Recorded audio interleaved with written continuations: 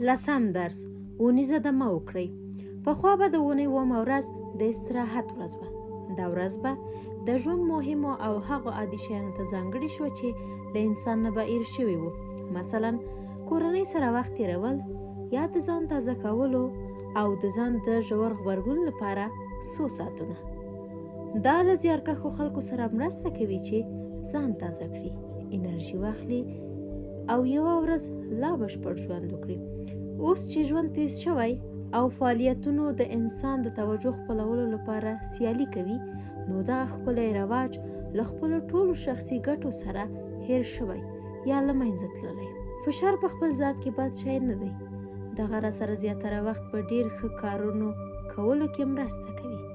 له خپلو پولو او حدودونو مو وباسي او د هغه شیانو په ترسره کولو کې را سره مرسته کوي چې په عادي حالت کې به یې ترلاسه کول راته حیرانوونکي وو. تاسې دا پوښتنه د لوبو له کوم اتل نه وکړئ. اصلي ستونزه په دې حقیقت کې ده چې موږ د نړیوال فشار په دې دوره کې له رواني فشار نه کافي آرام نشو کولی. نو د ځان د ژوندي کولو او د خپل د روح د تغذیه کولو لپاره اونیزه آرامتیا پلان کړئ. په دې کې بیرته د ژوند هغه عادي خوندونو ته لاړ شئ. هغه خوندونه چې تاسې ښایي د ورځو په مصرفېدو او د ژوند په پیچلي کېدو له لاسه ورکړي وي. خپل ژوند ته د دې اونیزې دمې راوستل به در سره په فشار کمولو، خپل نوښتګر اړخ سره نښلېدل او د ژوند په هر ډګر کې خوښ اوسېدلو کې مرسته وکړي. اړینه ده چې اونیزه دمه دې ټوله ورځ وي. تاسې یوازې 100 ساعته آرام او یوازیتوب ته اړتیا لرئ. مثلا د جمعې په سهار کې 100 ساعتونه تاسې په هغه چارو او شیانو تېرولی شئ چې خوند درکوي.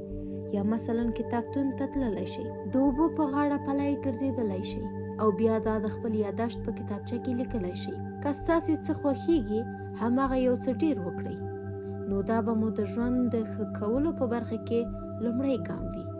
اونیزه دمه ستاسې د ژوند مهمه برخه ده. که خلک نه پوهیږي چې تاسې په دې دمه څه کوئ او څه ترلاسه کوئ، نو کیسه کې مه کېږئ. دا کار په خپله وکړئ، ځکه تاسې یې ارزښت لرئ. د تورو وینا ده چې که یو څوک په نڅا کې له خپلو ملګرو سره نشي یوځای کېدی، ښایي لامل یې دا وي چې بله موسیقي به اوري. پرېږده چې هغه هماغې موسیقي سره نڅېږي، که لرې وي او که نږدې. 11 درس ځان سره وغږېږئ. کلونه مخکې زه مدافع وکیل وم. ما ظاهراً د بریالیتوب ډېر وسایل درلودل، خو د نننۍ هوساینې وسایل را سره لږ وو. بیا ما یو کتاب ولوست. دا کتاب د جیمز لین د یو سړي فکر نومیده. کتاب کې د انساني ذهن په هغه لویو قوتونو بحث شوی و چې زموږ واقعیت ته بڼه ورکوي او ژوند ته مو لویې خوښي او هوساینې راوړي. په دې کتاب کې دا هم راغلي چې موږ په ورځنیو خبرو کې کومه ژبه او کلمات کاروو. دا هم زموږ د فکر په روښانولو کې ژور اغیز لري. زه ورته لیواله شوم. په دې خاطر مې له ځانه سره د مرستې او حکمت په برخه کې نوره مطالعه هم وکړه. خو مطالعه مې چې کوله، موږ چې په ورځنیو خبرو اترو کې له ځان او نورو سره کوم کلمات کاروو، د خپل ژوند په کیفیت، د دې کلماتو په ژور اغیز او ارزښت پوه شوم. دې پوهې په هغه خبرو اترو او ډیالوګ هم خبر کړم چې موږ هر یو یې د هر ساعت په هره شیبه کې له ځان سره کوو. د هغو خبرو محتوا قوي کولو ته یې هم ژمن کړم چې هر ورځ به مې ځان ته کولې. دې موخې ته رسېدو لپاره ما په هغه ستراتیژي عمل پیل کړ چې پوهانو نږدې 15,000 کاله وړاندې جوړ کړی و، او دې بالاخره له بېلابېلو لارو زما ژوند بدل کړ. دا ډیره ساده او اسانه طریقه ده. ډیره خواري نه غواړي. تاسې به یو جمله ټاکئ، بیا به خپل ذهن داسې روزئ چې په بېلابېلو وختونو کې په دې جملې تمرکز وکړي، تر دې چې ستاسې پر پوهاوی حاکمه شي او له تاسې هغه انسان جوړ کړي چې یاست. که تاسې نننۍ آرامتیا او سوکالي غواړئ، نو دا جمله باید داسې وي چې زه خوښ یم چې ډیره آرامه او سوکاله انسان یم.